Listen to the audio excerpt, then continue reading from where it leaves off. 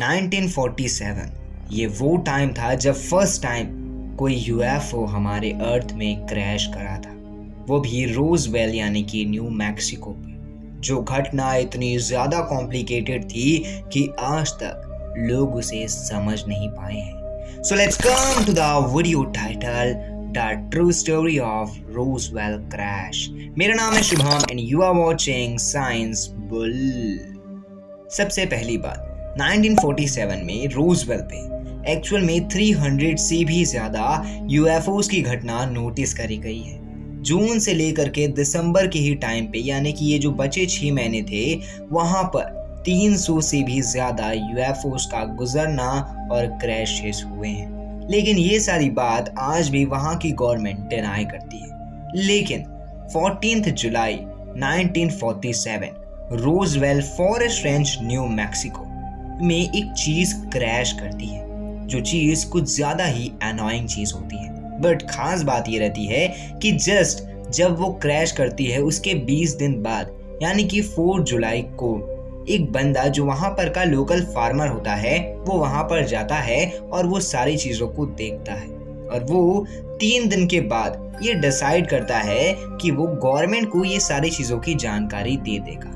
अब देखते देखते वो वहीं पर के एक ऑफिसर के पास चले जाता है, जिन ऑफिसर का नाम होता है जॉर्ज वेलफॉक्स। अब ये जो ऑफिसर होते हैं, जैसे ही इन्हें ये चीज पता चलती है तो ये अपने से बड़े ऑफिसर को ये चीज पहुंचाते हैं, जिनका नाम होता है ब्लैंचार्ड। अब ये क्या करते हैं, ये यहाँ पर के जो जर्नल होते हैं यानी कि हेड, उन्हें ये चीज बताते हैं। तो जैसे ही ये खबर जनरल रॉजर के पास जाती है तो जनरल रॉजर डायरेक्टली एक्शन लेना शुरू करते हैं और वो अपने ही एक साथी को भेज देते हैं वहां पर कि क्या है और क्या नहीं है ये चीज देखने के लिए। तो जनरल रॉजर के साथी यानी कि जेसी मार्शल ये एक्चुअल में वहां पर जाते हैं और देखते हैं कि वहां क्या क्या चीजें हैं, लेकिन इन्हें वहां पर की कोई भी चीजें समझ नहीं आती है।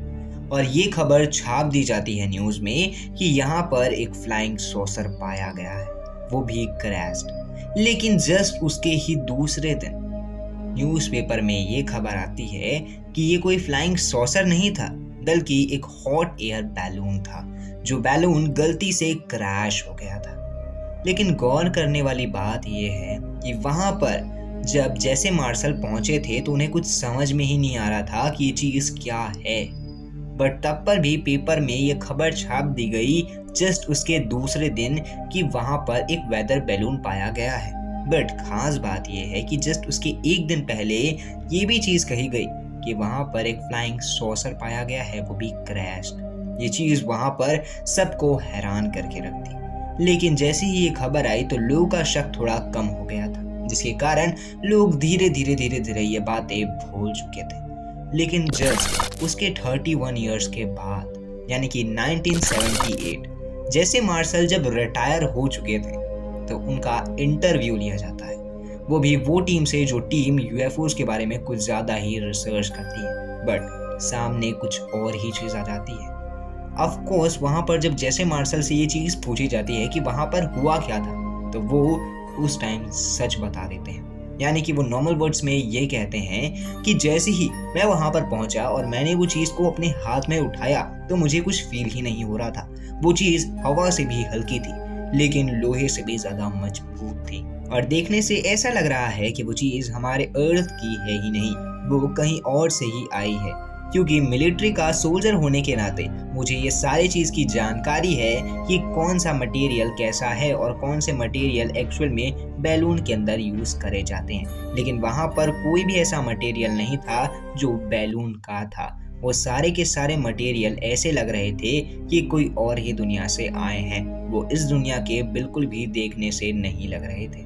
लेकिन जैसे ही ये बात खत्म होती है तो वहां पर जो लोगों का शक बढ़ जाता है एक्चुअल में गवर्नमेंट के प्रति, बट तब पर भी ये बात को दबाने की कोशिश करती जाती है। लेकिन तभी वहां पर गलती से ये चीज आंदोलन में कन्वर्ट हो जाती है और लोग जब पूछते हैं हाईली कि गवर्नमेंट से कि वहां पर क्या हुआ था,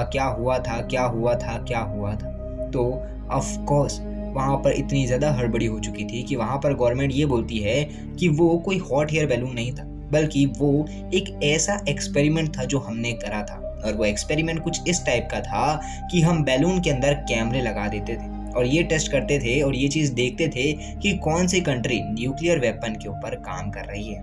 बट खास बात ये था कि ये भी एक झूठ था, यानी कि फिर से हमारे ऊपर झूठ कह दिया गया था। बट खास बात ये थी कि वहीं पर जो 600 लोग थे, यानी कि जो 600 लोग वहाँ पर रहते थे जहाँ पर ये क्रैश हुआ था, उन्हें कुछ डेड बॉडीज भी देखने के लिए मिली थी। जो डेड बॉडीज की आंखें बड़ी थी और सिर बड़े थे और हाइट 4 फीट तक की थी।